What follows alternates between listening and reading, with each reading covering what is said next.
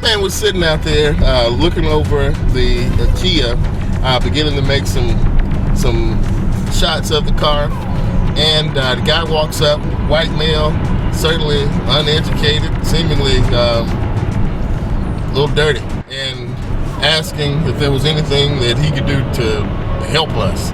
Began to try to sell us items that were of interest, that he thought might be of interest to a black male, a car with rims on it that is sitting in his family's home or property behind the home in the woods. Just a really unsettling piece with him. I've been reading a book called White Like Me by Tim Wise, and one of the things that Tim Wise mentions is that whether white America would ever admit it or not, but there is just this by natural piece of privilege and comfort that comes with having been born white in America.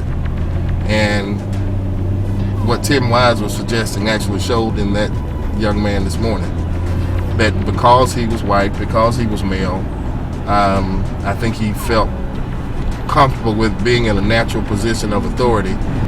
I recently had a lunch with a police officer who I was courting to become a board member, and over that lunch he and I were chatting, and I was really trying to also build and secure a relationship with him, and I'm not really sure how we got on the subject of guns, but somehow we did. I ended up asking him, while we're sitting at lunch at a table, nice restaurant, I ended up asking him, how do I learn to aim better with a firearm? He makes a gun with his fingers and points at me directly across from the table, saying, well, what you really want to do is get your target in your sights, and once you have it in the middle of your sights, goes into constantly explaining how to correctly fire upon the object of whatever it is that you're trying to hit, while doing it with a fake finger gun directly in my face.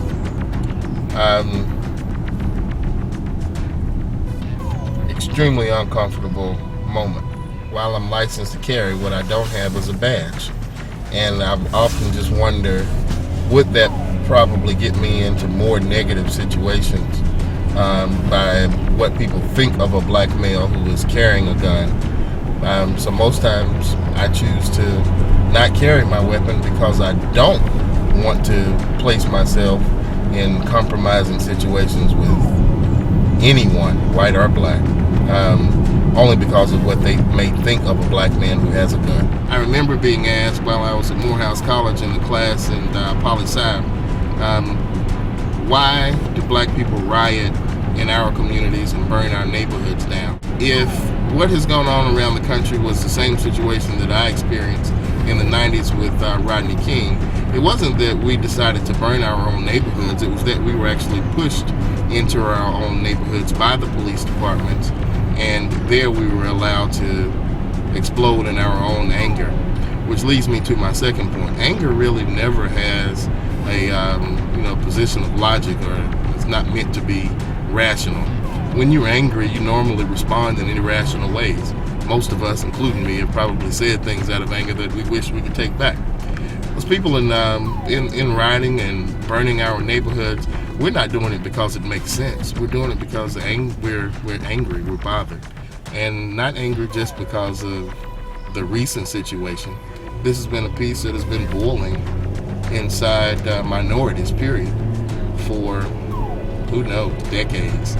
Decades in my case, probably centuries among generations, because not much has changed.